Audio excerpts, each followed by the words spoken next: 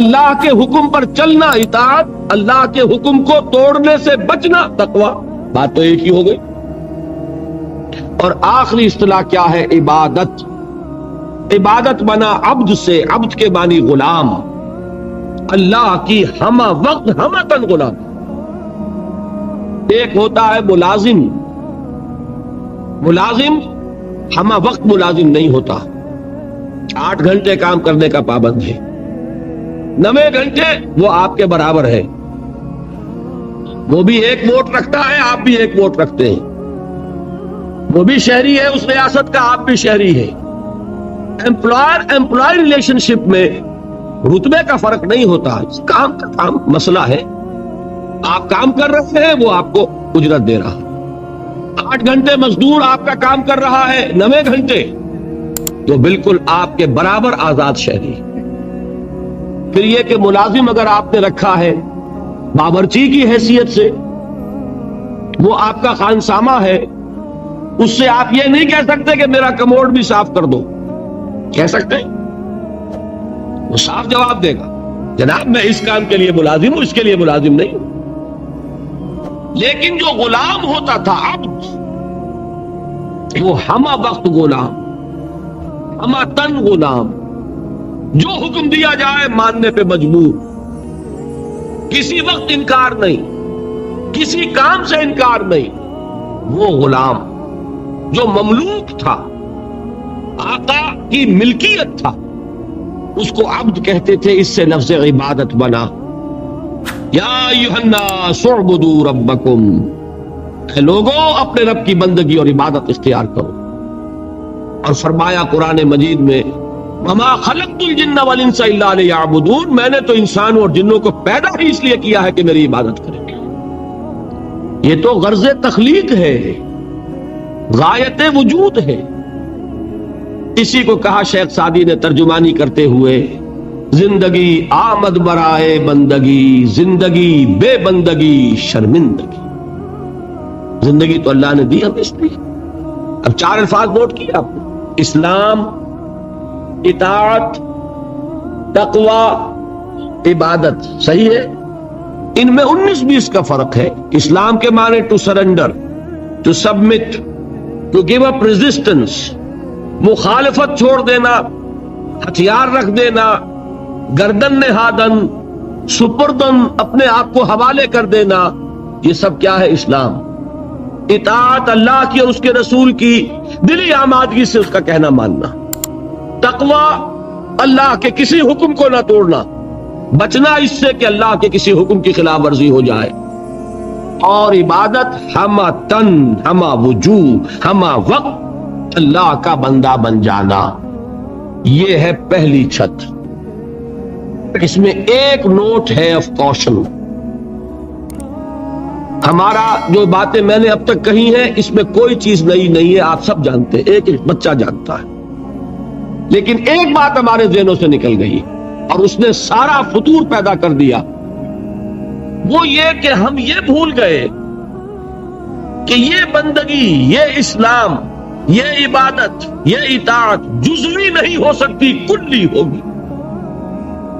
یہ نہیں کہ اللہ کے کچھ احکام قبول اور کچھ رد، کچھ سر پر، سر آنکھوں پر اور کچھ پاؤں تلے. یہ اگر ہوگا تو اس کے معنی کیا ہے؟ یہ تمسخر ہے، استہزاء ہے، ڈھٹائی ہے، مذاق اڑانا ہے اللہ کے دین کا. اور کل میں تجزیہ کر کے بتا چکا ہوں کہ اس میں جو چیز مانی جا رہی ہے وہ بھی اللہ کے حکم کی وجہ سے نہیں، اپنے نفس کی پسند کی وجہ سے. جو مانی جا رہی ہے وہ بھی اللہ کی اطاعت نہیں، نفس کی اطاعت. اور میں وہ آیت سنا چکا، افتؤمنون ببعض الکتاب وتکفرون ببعض، کیا تم ہماری کتاب اور شریعت کے ایک حصے کو مانتے اور ایک کو نہیں مانتے؟ سود کس نے حرام کیا؟ اللہ نے. سور کس نے حرام کیا؟ اللہ نے. شراب کس نے حرام کی؟ اللہ نے. بڑا دیندار بنا پھرتا ہے، شراب تو نہیں پیتا، سور نہیں کھاتا، سود کھاتا ہے. بتائیے کوئی منطقی اس کے لیے دلیل؟ اگر تو اللہ کی حرمت کی وجہ سے ہے تو میں دعوے سے کہتا ہوں کہ خنزیر کی حرمت اور شراب کی حرمت سود کی حرمت کے 100ویں حصے کے برابر بھی نہیں. حدیث سنا چکا ہوں آپ کو. الربا 70 جزءا، سود کے گناہ کے 70 حصے ہیں. ایسروہا، اس میں سب سے ہلکا حصہ اس کے مساوی ہے ان ينكح الرجل امہ، کہ کوئی شخص اپنی ماں سے زنا کرے. اب آپ کیلکولیشن لگا لیجئے، کیا سور کے کھانے پر اللہ کی طرف سے اعلان جنگ آیا ہے؟ کیا شراب کے پینے پر اللہ کی طرف سے اعلان جنگ آیا ہے؟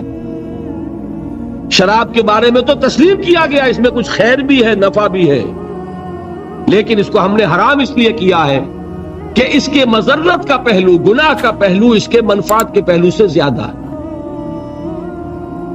یسألونک عن الخمر والمیسر قل فیہما اسم کبیر ومنافع للناس واسمہما اکبر من نفعہما، یہ فرمایا نا.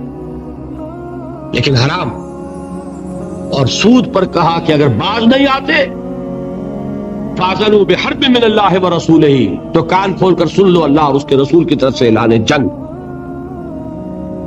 یہ بات اچھی طرح سمجھنے کی ہے. یہ بندگی پارشل نہیں ہو سکتی، کمپلیٹ ہوگی. اسلام میں آنا ہے تو پورے کے پورے میں آنا ہوگا، ادھورے میں نہیں آئے. ادھورے میں آتے ہو تو جاؤ، دفع ہو جاؤ، ہمارے ہاں قبول نہیں. ہاں کسی وقت غلطی ہو جائے، کل بیان کر چکا ہوں، خطا ہو جائے، to err is human. حضور نے فرمایا کل بنی آدم خطاؤون وخیر الخطائین التوابون، تمام انسان خطا کار ہیں، خطا کاروں میں بہترین وہ ہے جو توبہ کر.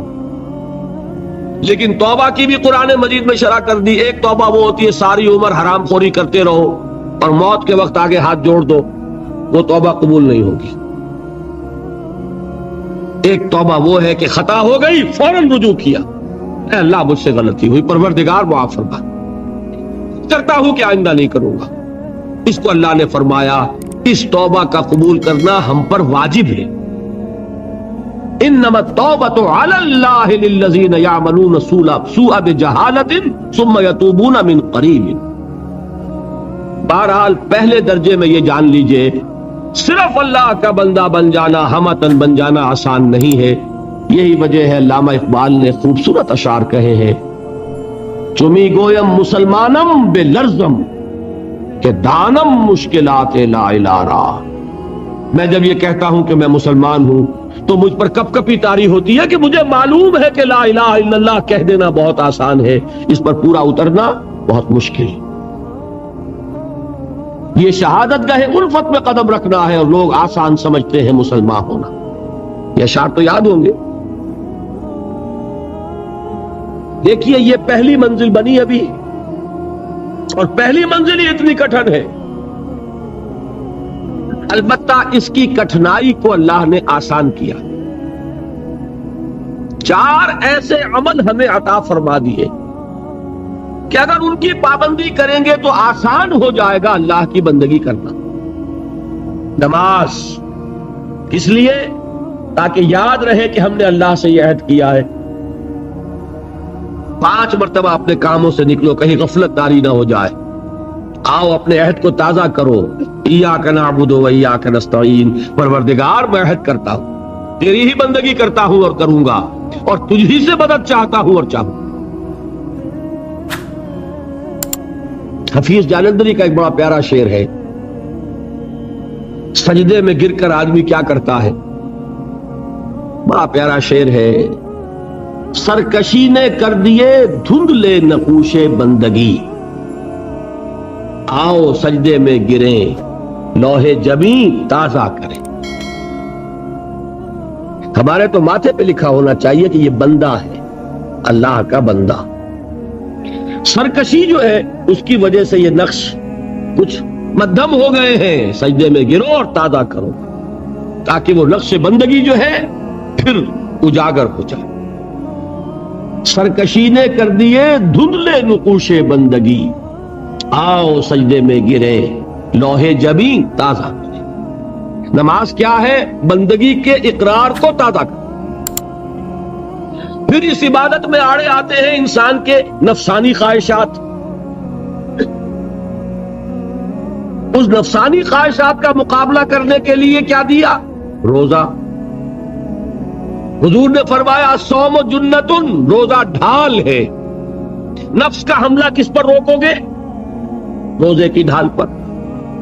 پیٹ کھانے کو مانگتا ہے لیکن اپنے اندر ضبط پیدا کرو۔ 1 مہینے تک صبح سے شام تک شریر بھوک کے باوجود نہیں کھا رہے، حلال چیزیں نہیں کھا رہے، بہترین پھل موجود ہے فریج کے اندر، حلق میں کانٹے پڑ رہے ہیں اور فریج کے اندر روح افزا کی بوتل موجود، نہیں پی رہے، کیوں؟ کہ اللہ کا حکم نہیں۔ اگر اس کی عادت ہو جائے گی تو بقیہ 11 مہینے حرام سے تو بچو گے کہ نہیں؟ یہ مشق ہے، یہ بندگی کی مشق کرائی جا رہی۔ پریڈ کرتا ہے ایک فوجی کس لیے؟ جس وقت پریڈ کر رہا ہے اس وقت جنگ تو نہیں ہو رہی نا، لیکن مشق کرے گا تو چاق و چوبند رہے گا کہ جب جنگ ہوگی تب بھی یہ چاق و چوبند رہے اور ایک کوشن پر موو کرے، ایک کمانڈ کے اوپر آگے ٹوٹ پڑے۔ اس کی عادت کرنی پڑتی ہے۔ تو نفس کے حملوں کو روکنے کی عادت پیدا ہوئی کس سے؟ روزے سے۔ اللہ کی بندگی میں ایک بہت بڑی رکاوٹ ہے مال کی محبت۔ مال محبوب ہے، یہ تو میں آپ کو اقسام شرک میں بتاؤں گا۔ زر پرستی بھی شرک ہے جسے کوئی نہیں جانتا، قبر پرستی کو تو جانتے ہیں شرک ہے اور ہے، زر پرستی بھی شرک ہے، یہ کسی کو پتا نہیں، اور نفس پرستی بھی شرک ہے، یہ کسی کو پتا نہیں۔ یہ تو وہ موضوع آئے گا اب انشاءاللہ، لیکن ذہن میں رکھیے سب سے بڑی دل کے اندر جو نجاست ہے وہ حب مال کی ہے، مال کی محبت۔ اس کو کھرچنے کے لیے کیا چیز عطا فرمائی؟ زکوٰۃ۔ مال نکالو، اور یہ ساری برکات جمع کر دی کس میں؟ حج میں۔ نماز کی برکت بھی ہے، اس میں طواف ہو رہا ہے، شاعر الہی ہے، اور پھر اس میں مال بھی خرچ ہو رہا ہے، وہ زکوٰۃ کی برکت آ گئی۔ احرام کی پابندیوں میں روزے سے مشابہت ہے، روزے میں تعلق زن و شو نہیں ہے نا، اور احرام میں نہیں ہے۔ تمام برکات کو جمع کیا ہے حج میں۔ یہ عبادات کس لیے دی گئی؟ یہ ٹریننگ کورس ہے ایک بندہ مسلم کا، بندہ مومن کا، کہ اسے اللہ کی ہمہ بندگی کی عادت پیدا ہو، صلاحیت پیدا ہو جائے، وہ واقعتاً اللہ کے احکام پر چلنے کے قابل ہو جائے، اس میں تقوی پیدا ہو جائے۔ یا ایھا الذین آمنوا کتب علیکم الصیام کما کتب علی الذین من قبلکم لعلکم تتقون۔ اہل ایمان، تم پر روزے فرض کیے گئے جیسے کہ تم سے پہلی امتوں پہ فرض کیے گئے تھے، تاکہ تمہارے اندر تقوی پیدا ہو۔ تو یہ جان لیجئے، یہ 4 ستون اور یہ چھت۔ ایک بات میں ذرا عرض کر دوں، برا نہ مانیے، اگر کسی جگہ 4 ستون کھڑے ہوں اور اوپر چھت ہونا تو آپ کیا کہیں گے؟ پاگل پن ہے، یہ ستون کاہے کے لیے کھڑے کیے؟ ستون بامانی تبھی ہے جب چھت سپورٹ کر رہا ہو، ورنہ وہ یادگار تو ہو سکتی ہے کوئی، باقی اس کی کوئی افادیت نہیں ہے۔ بالکل یہی حال ہے ان لوگوں کا جنہوں نے صرف نماز، روزہ، حج، زکوٰۃ کو پکڑا ہوا ہے اور اللہ کے حلال و حرام سے آزاد۔ وہ پوری بندگی ان کے سامنے ہی نہیں، پوری زندگی میں اللہ کی غلامی یہ پیش نظر ہی نہیں۔ نماز، روزہ، حج، زکوٰۃ یہ کر لیا اور دین کے تقاضے گویا کہ پورے ہو گئے، جو بھی ہم سے دین کا مطالبہ تھا ہم نے ادا کر دیا۔ اس کی مثال یہی ہے کہ 4 ستون ہے، چھت نہیں۔ اس کا وائسی ورثہ بھی ہے، چھت ہو ہی نہیں سکتی جب تک ستون نہ ہو، لہذا وہ اللہ کی بندگی ہم تک نہیں ہو سکے گی اگر یہ ستون ہی تم نے قائم نہیں کی۔ کوئی شخص بنا پھرتا ہو اللہ کا بڑا ہی عاشق اور رسول کا بہت ہی محبت کرنے والا اور نماز پڑھتا نہ ہو تو ہے فریبی کہ نہیں؟ دھوکے باز ہے کہ نہیں؟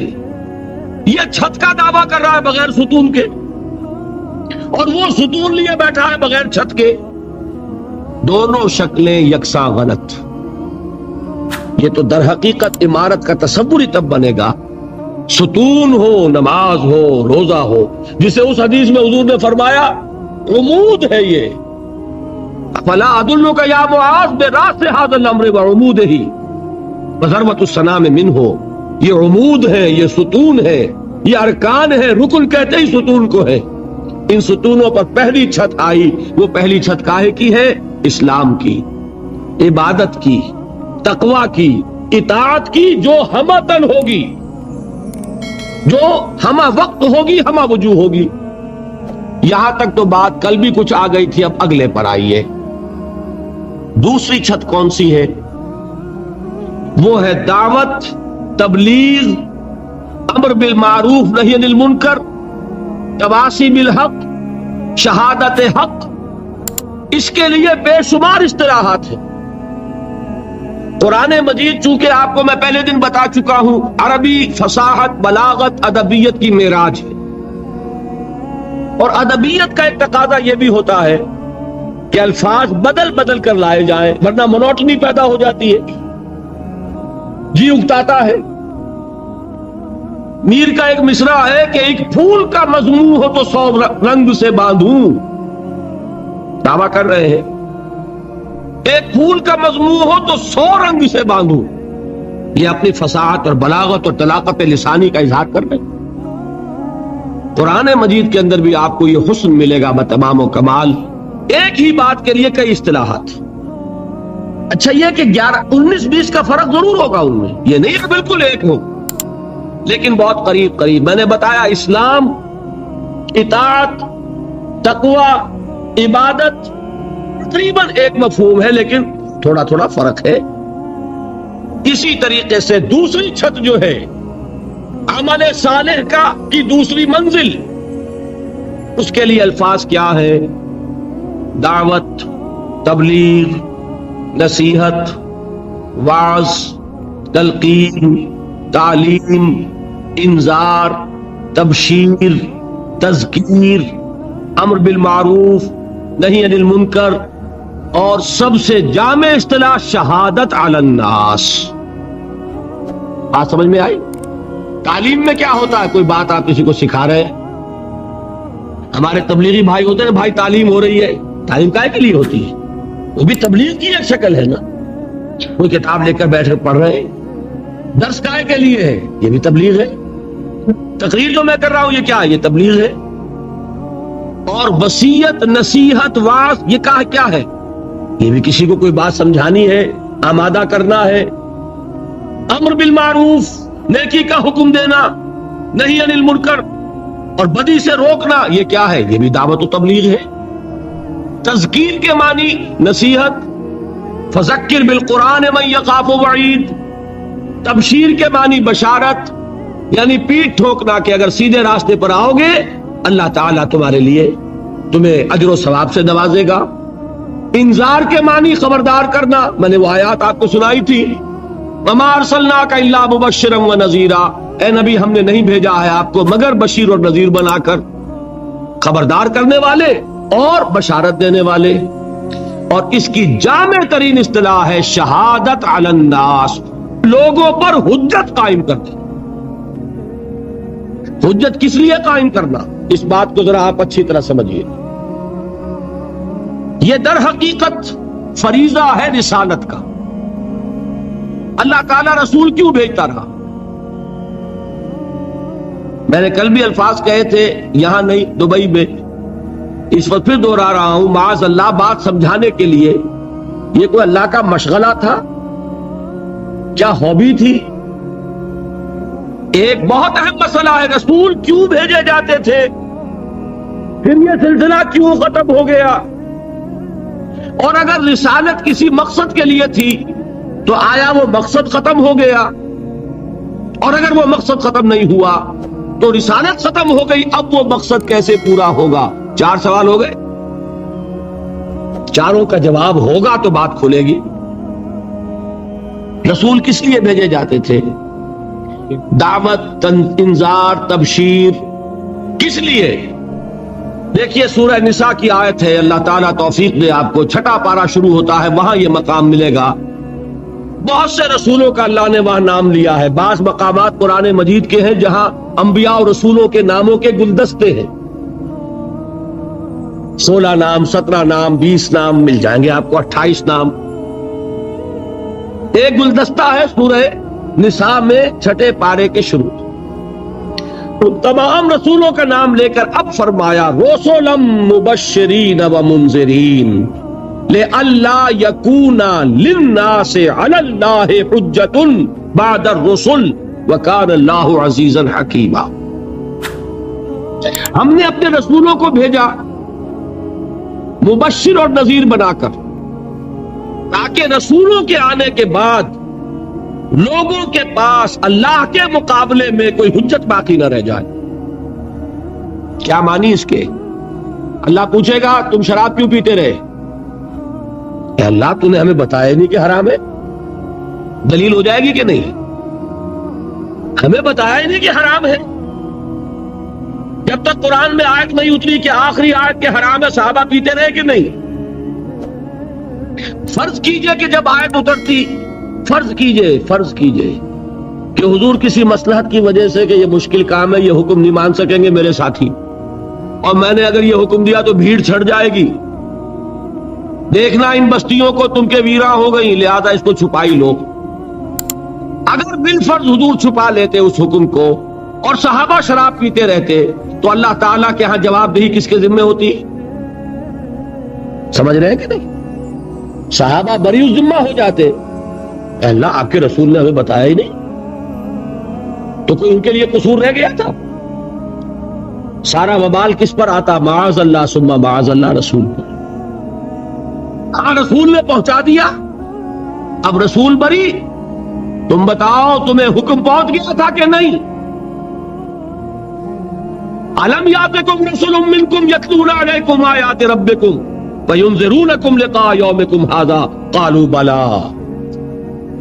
کیا تمہارے پاس ہمارے رسول نہیں آئے جو تمہیں ہماری آیات پڑھ کر سناتے رہے اور اس دن کی حاضری سے تمہیں ڈراتے رہے؟ کہیں گے اے اللہ آئے تھے. اب کوئی عذر رہ گیا؟ اور اگر نہ آئے ہوتے تو کچھ تو عذر پیش کرتے ہیں، اللہ ہمارے پاس رسول نہیں آئے، ہمارے پاس تیرا کوئی پیغامبر نہیں آئے. اس دلیل کو، اس عذر کو، اس حجت کو ختم کرنے کے لیے اللہ نے رسولوں کو بھیجا. اتمام حجت اسی کا نام ہے. بات سمجھ میں آ رہی ہے نا؟ اچھی طرح سمجھیے. فلسفہ نبوت اور رسالت یہ اللہ کی ہابی نہیں تھی، یہ اللہ کا ایک فضل ہے، اللہ کی رحمت ہے. اور اللہ نے انسانوں پر حجت جو ہے آخری درجے میں قائم کی. دیکھیے یہیں سے بات سمجھ میں آئے گی کیوں انسانوں کو رسول بنا کے بھیجا. فرشتہ کیوں نہیں بھیجا؟ فرشتہ پروں سے اڑتا ہوا نیچے اترتا تو ابو جہل بھی مان لیتا، کیا نہیں مانتا؟ وہ تو کہتے تھے اللہ نے فرشتہ کیوں نہیں بھیجا؟ ہمارے جیسا انسان، وہی 2 آنکھیں، وہی 2 ہاتھ، وہی 2 پاؤں، ابھی چند سال پہلے تک کاروبار کر رہے تھے، کرتے تھے کہ نہیں؟ تجارتی سفر کر رہے تھے، کھانا بھی کھاتے ہیں، بھوک بھی لگتی ہے انہیں، تعلق زن و شو بھی ہے، اولاد بھی ہوئی ہے ان کے، تو کیوں رسول بنا؟ یہ سب سے بڑی دلیل رہی ہے کفار کی. اللہ نے کیوں بنایا؟ اس لیے کہ انسانوں پر حجت انسان ہی قائم کر سکتا. اس لیے کہ حجت صرف قول سے نہیں ہوتی، عمل سے بھی ہوتی ہے. سچ بولو تو سب کہہ دیں گے، سچ بول کر دکھانا جب تک یہ نہ ہو حجت قائم نہیں ہوگی. سمجھ رہے ہیں کئی بات؟ کم نہ تولو، سبھی جانتے ہیں، لیکن کوئی دکاندار ہو اور کم نہ تولے، اب حجت قائم ہوئی. اللہ کی بندگی کے سوا کسی کی بندگی نہ کرو، کہنا آسان ہے، لیکن یہ کہنا کہ دیکھو میں صرف اللہ کا بندہ ہوں، یہ بہت مشکل ہے. انی عبد اللہ انا اول المسلمین، میں تمہیں اسلام کی دعوت دے رہا ہوں تو اے لوگوں پہلے مسلمان میں ہوں، جو حکم تمہیں دے رہا ہوں پہلے اس پر عمل کر رہا ہوں. اور اگر وہ ہوتے فرشتے تو ہم تو بڑے سقراط اور بقراط نے ہم کہتے جی انہوں نے کر دیا تو کون سا کمال ہے، انہیں نہ پیٹ لگا، نہ جورو، نہ جاتا، کچھ نہیں. یہ اگر کر دیں تو کوئی کمال کی بات نہیں ہے، لیکن انسان کے لیے ناممکن ہے۔ درمیان قار دریا تختہ بندم کر دئی، باز بھی گوئی کہ دامن ترمکن ہوشیار باش۔ پیٹ ہمیں لگا دیا، شہوت ہمارے ساتھ چمٹا دی، پھر کہتے ہیں دیکھو سیدھے رہو۔ لیکن یہ سب کچھ جس کے ساتھ لگی ہوئی تھی اس نے وہ سیدھی زندگی گزار کر دکھائی، اب حجت قائم۔ بات سمجھ میں آئی؟ اچھا، رسالت کس لیے تھی؟ حجت قائم کرنے کے لیے، اسی کے لیے دعوت، اسی کے لیے تبلیغ، اسی کے لیے تلقین، اسی کے لیے نصیحت، اسی کے لیے تذکیر، اسی کے لیے انذار، اسی کے لیے تبشیر، اسی کے لیے امر بالمعروف، اسی کے لیے نہی عن المنکر۔ صحیح؟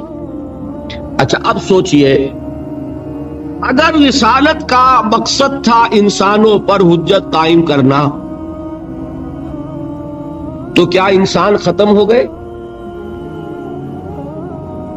پھر رسالت کیوں ختم ہو گئی؟ کیوں گئے ہوں گے؟ عقلی بات ہے کہ نہیں؟ اور آپ سن لیجئے، یہی جگہ ہے جہاں سے دھوکہ کھایا اور دھوکہ دیا غلام احمد قادیانی نے۔ بات اتنی وزنی تھی کہ بڑے بڑوں نے مان لی۔ چودھری ظفر اللہ کوئی عام آدمی تھا؟ کتنی اونچی پوزیشن تک پہنچا؟ کوئی بڑا ہی مغالطہ ہوگا نا دکھایا۔ سمجھ بات نہیں؟ ڈاکٹر عبدالسلام کوئی کودن ہے، ان پڑھ ہے، چھوٹی ٹھوکر نہیں لگ سکتی، کوئی بہت بڑی ٹھوکر لگی۔ وہ بہت بڑی ٹھوکر یہ ہے، غلام احمد قادیانی نے جہاں سے بات شروع کی وہ یہ تھی کہ نبوت تو رحمت تھی، نبوت کا مقصد انسانوں کی ہدایت، نبوت کا مقصد انسانوں پر حجت قائم کرنا، انسان ختم نہیں ہوئے، نبوت کیسے ختم ہو جائے؟ یہاں سے بات چلا کے پھر اس نے اپنی نبوت کا دعویٰ کیا۔ بات سمجھ میں آئی؟ پہلے آدمی کو سٹیج تیار کرنا پڑتا ہے، تمہید باندھنی پڑتی ہے، تمہید تھی، تمہید وزنی تھی، لیکن جواب غلط تھا۔ صحیح جواب کیا ہے؟ اللہ نے ہدایت کامل کر دی محمد پر صلی اللہ علیہ وسلم، اس ہدایت کو محفوظ کرنے کا ذمہ لیا خود۔ انا نحن نزلنا الذکر وانا لہ لحافظون۔ اب کام رہ گیا دعوت اور تبلیغ اور اتمام حجت، یہ حضور کے بعد لازم کر دی امت محمد پر۔ اب جواب صحیح آیا، نبی کی ضرورت نہیں۔ نبی کی ضرورت کب تھی؟ جبکہ ابھی ہدایت کامل نہیں ہوئی تھی، ابھی تو انسان کی ذہنی استعداد اتنی نہیں ہوئی تھی کہ کامل ہدایت دے دی جاتی۔ ایک بچہ ہے پرائمری کا، اسے آپ فلسفہ پڑھائیں گے کیا؟ اس کو پی ایچ ڈی استاد رکھ دیجئے، کیا وہ اپنا علم اس کو منتقل کر دے گا؟ اس کی اپنی استعداد بھی تو چاہیے کہ نہیں؟ وہ ایم اے کر چکے گا تو فلسفہ پڑھائیے اس کو۔ تو نوع انسانی بھی تدریجاً ارتقائی مراحل طے کر رہی تھی۔ حضرت مسیح کے الفاظ موجود ہیں انجیل میں آج بھی۔ لاسٹ سپر جو تھا، جس کے بعد ان کے کہنے کے مطابق ان کی گرفتاری عمل میں آئی، اس میں انہوں نے کہا تھا کہ مجھے تم سے، اپنے حواریین سے فرمایا تھا کہ مجھے تم سے ابھی اور بھی بہت سی باتیں کہنی تھیں، لیکن ابھی تم ان کا تحمل نہیں کر سکو گے۔ میں اپنے باپ، آسمانی باپ کے پاس جاؤں گا تاکہ اس کو بھجواؤں، وہ ہے محمد الرسول اللہ صلی اللہ علیہ وسلم، جن کی بشارت دینے کے لیے حضرت مسیح آئے۔ وَإِذْ قَالَ عِيسَىٰ لِقَوْمِهِ يَا قَوْمِ لِبَنِي إِسْرَائِيلَ يَا بَنِي إِسْرَائِيلَ إِنِّي رَسُولُ اللَّهِ إِلَيْكُمْ مُصَدِّقًا لِمَا بَيْنَ يَدَيَّ مِنَ التَّوْرَاةِ وَمُبَشِّرًا بِرَسُولٍ يَأْتِي مِن بَعْدِي اسْمُهُ أَحْمَدُ۔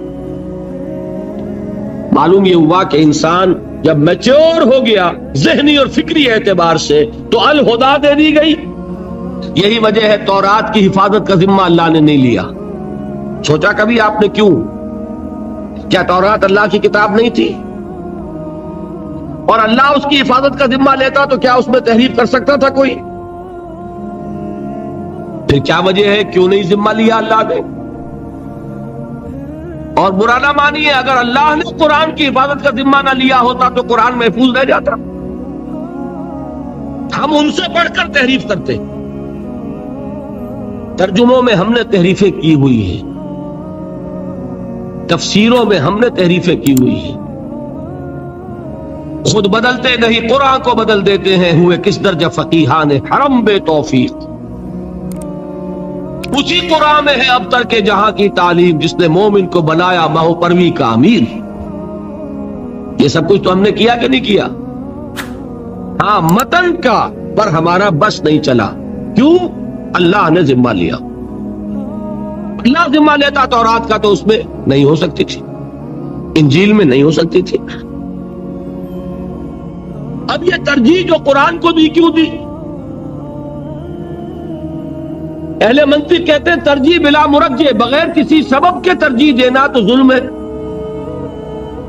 آپ دونوں کا حق برابر ہو، آپ کو ترجیح دے دی جائے، ظلم کہیں گے کہ نہیں؟ اس کو کوئی بنیاد ہونی چاہیے، مرجح ہونا چاہیے، ترجیح کے لیے کوئی سبب ہونا چاہیے تو ترجیح دی جا سکتی ہے.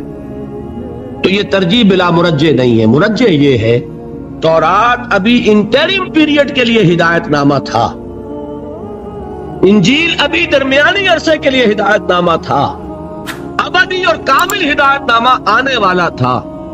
تو ان کو پریزرو کرنے کی ضرورت کیا تھی؟ ہاں، ابدی ہدایت نامہ آیا، اس کو محفوظ کر دیا. اب تا قیام قیامت اس کے اندر کوئی تحریف ممکن نہیں. اب ہدایت کامل ہو گئی، وحی کی کھڑکی بند. اب کام کیا ہے؟ اس کو پہنچانا. محمد نے پہنچا دیا امت کو صلی اللہ علیہ وسلم. اب امت کی ڈیوٹی ہے تا قیام قیامت اس کو پہنچانا، ہر انسان کو پہنچانا. نہیں پہنچائیں گے تو انسانوں کی گمراہی کے ذمہ دار عدالت خداوندی میں مسلمان شمار.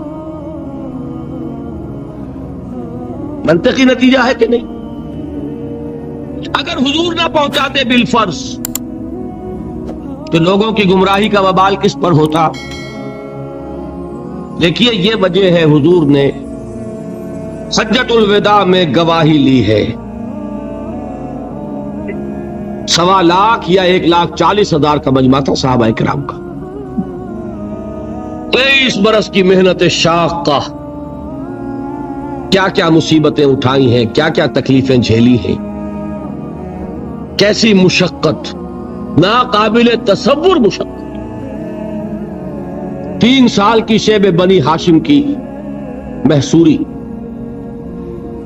یوم طائف، یوم احد، غار ثور، میدان بدر، غزوہ احزاب، یاد ہے؟ لیکن 23 برس کی محنت کا حاصل اللہ نے کوشش کو سفل کر دیا، برابر کر دیا. جزیرہ نما عرب سے شرک کا، کفر کا خاتمہ ہو گیا.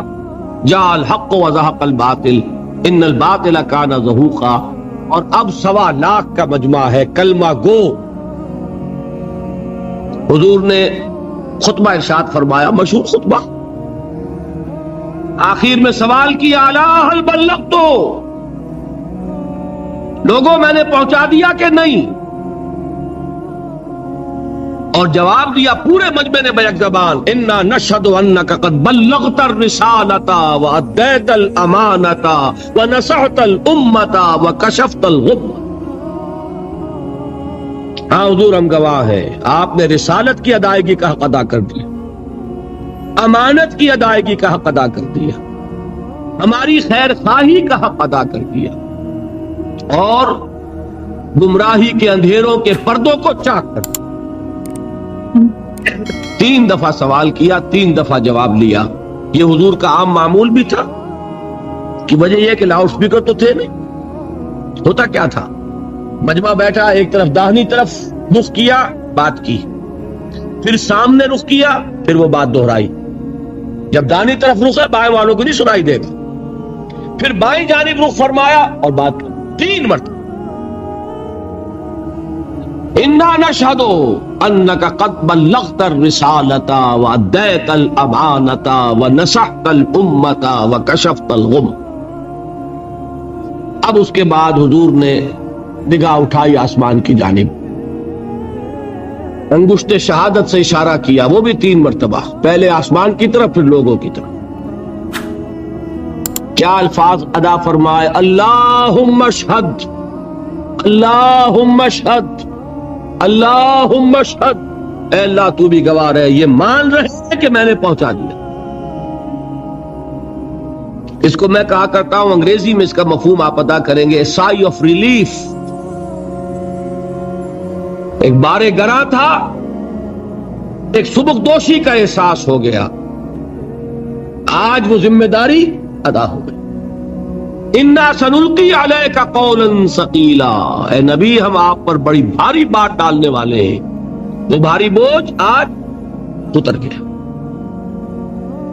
اس کے بعد آپ نے فرمایا فَلْيُبَلِّغِ الشَّاهِدُ الْغَائِبَ، اب پہنچائیں وہ جو یہاں ہیں ان کو جو یہاں نہیں. یہ بوجھ میرے کندھے سے اتر کر اب تمہارے کندھوں پر آ گیا. میں صرف تمہارے لیے رسول ہو کر نہیں آیا، میری رسالت ہے آفاقی. وَمَا أَرْسَلْنَاكَ إِلَّا كَافَّةً لِلنَّاسِ بَشِيرًا وَنَذِيرًا.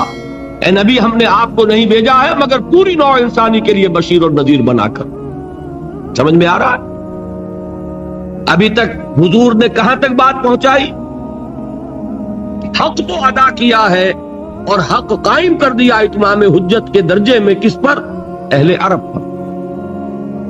ایران کے تو صرف بادشاہ کے پاس سے خط پہنچا ہے نا، اور اس بدبخت نے وہ خط بھی پھاڑ دیا. اسے ہی شائع کر دیتا، پبلش کر دیتا، ہر ایرانی تک پہنچا دیتا تو کم سے کم حضور کا دعوی نبوت تو پہنچ گیا ہوتا. اسے تو وہی پھاڑ دیا. تو کیا ایرانیوں کو تبلیغ ہو گئی؟ رومیوں کو ہو گئی؟ آپ کہہ سکتے ہیں کہ خطوط پہنچ گئے حضور کے، لیکن کیا ہندیوں کو ہو گئی؟ وہاں تو خط بھی نہیں پہنچا. کیا چینیوں کو ہو گئی؟ کون کرے گا یہ ہے وہ ذمہ داری کا بوجھ جو امت کے کاندھے پر منتقل ہو گیا. اب یہ شہادت علی الناس کی ذمہ داری ہے مسلمانوں، تم پر ہے. کل میں نے سورہ حج کی آخری 2 آیات تلاوت کی تھی. آخری آیت کیا ہے؟ وَجَاهِدُوا فِي اللَّهِ حَقَّ جِهَادِهِ. اے مسلمانوں اللہ کے لیے محنتیں کرو جیسی کہ محنت کا حق ہے. کس لیے کرو؟ یہ ذرا میں آیت لمبی ہے، مختصر کر رہا ہوں درمیان کا حصہ چھوڑ کر. لِيَكُونَ الرَّسُولُ شَهِيدًا عَلَيْكُمْ وَتَكُونُوا شُهَدَاءَ عَلَى النَّاسِ، تاکہ تم بنو گواہ لوگوں پر اور رسول بنے گواہ تم پر. رسول گواہی دے دیں گے قیامت کے دن، اے اللہ میں نے پہنچا دیا تھا. بری ہو جائیں گے. اب ذمہ داری تمہاری ہوگی، اپنا حساب بھی دو اور مزید دوسروں تک پہنچانے کی ذمہ داری تم پر تھی. تم نے پہنچایا کہ نہیں؟ اے اللہ یہ تو نہیں کیا. کیا نتیجہ نکلا؟ لوگوں کی گمراہی کے ذمہ دار کون؟ تم. سمجھ رہے اہمیت؟ اسی کو سورہ بقرہ میں دہرایا، وَكَذَلِكَ جَعَلْنَاكُمْ أُمَّةً وَسَطًا لِتَكُونُوا شُهَدَاءَ عَلَى النَّاسِ وَيَكُونَ الرَّسُولُ عَلَيْكُمْ شَهِيدًا. اے مسلمانوں تمہیں ہم نے بہترین امت بنایا ہی اس لیے ہے تاکہ تم گواہ بنو پوری نوع انسانی پر اور رسول گواہ بنے تم پر صلی اللہ علیہ وسلم. قرآن مجید میں اہم مضمون 2 مرتبہ ضرور آتا، یہ 2 مرتبہ میں نے گنوا دیا. سورہ حج کی آخری آیت، سورہ بقرہ میں دوسرے پارے کے شروع میں. یہ ہے ہماری اس عملی ذمہ داری کی دوسری سطح، اور یہ جان لیجئے یہ فرض ہے. میں تواصی بالحق میں ثابت کر چکا 3 بنیادیں اس کی ہیں، اور یہاں بھی میں نے ثابت کر دیا کہ در حقیقت یہ ختم نبوت کا لازمی تقاضا ہے. جو ٹھوکر کھائی غلام احمد قادیانی نے وہ کیا کہ لوگوں کی ہدایت کے لیے نبوت جاری رہنی چاہیے، یہ حماقت ہے. نبوت کامل ہو چکی محمد پر، ہدایت کامل ہو چکی محمد پر صلی اللہ علیہ وسلم، اور اس ہدایت کو اللہ نے ہمیشہ کے لیے محفوظ کر دیا. اب نبوت کی ضرورت نہیں، اب اس کی تبلیغ ہے، اس کو پھیلانا ہے، اس کو پہنچانا ہے، اس کی نشر و اشاعت ہے، حجت کا قائم کرنا ہے. اور یہ ذمہ داری ہے اب امت محمد کی صلی اللہ علیہ وسلم. اگر وہ کرے گی سرخرو ہوگی، نہیں کرے گی تو دنیا کی گمراہی کا وبال اس کے کندھے پر. میں اس کی سادہ مثال ایک دیا کرتا ہوں، قرآن مجید میں بھی ہے،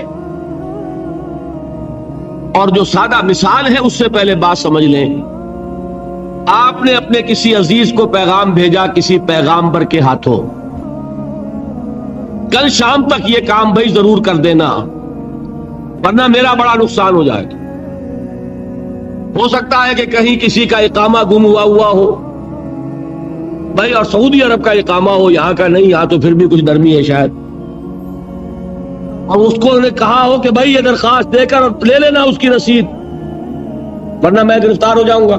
ٹھیک ہے، لیکن وہ اقامے کی درخواست نہیں دی گئی، آپ گرفتار ہو گئے. غصے میں جو آپ کو جنجلاہٹ آئے گی کس پر آئے گی؟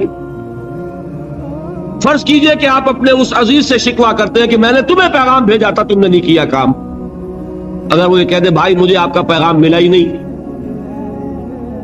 تو آپ کچھ اور کہہ سکیں گے آپ سے؟ وہ تو بری ہو گیا نا. سارا غصہ کس پہ آئے گا؟ اس پیغامبر پہ. تمہیں میں نے اتنی اہم ذمہ داری سونپی، تم نے اس کا حق ادا نہیں کیا. اور وائسی ورثہ کیا ہوگا اگر وہ پیغامبر پیغام پہنچا دے اور اس کا قصور ہو دوسرے کا، تو وہ یہ کہہ کے فارغ ہو جائے گا بھائی مجھے تو نہیں درخواست دینی تھی نا، درخواست تو اسے دینی تھی، میرے ذمہ تھا پیغام پہنچانا، میں نے پہنچا دیا تھا. اب یا یہ مجرم یا وہ مجرم. اسی کو ذہن میں رکھیے، اللہ نے پیغام بھیجا رسول کے ذریعے نوع انسانی کے نام.